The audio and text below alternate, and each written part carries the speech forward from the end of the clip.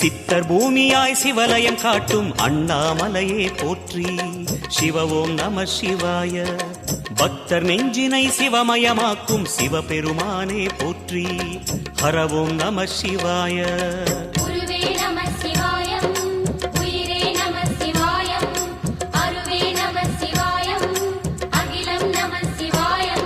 நம சிவாய நம சிவாய ஓம் நம சிவாய. நம சிவாய நம சிவாய ஓம் நம சிவாய.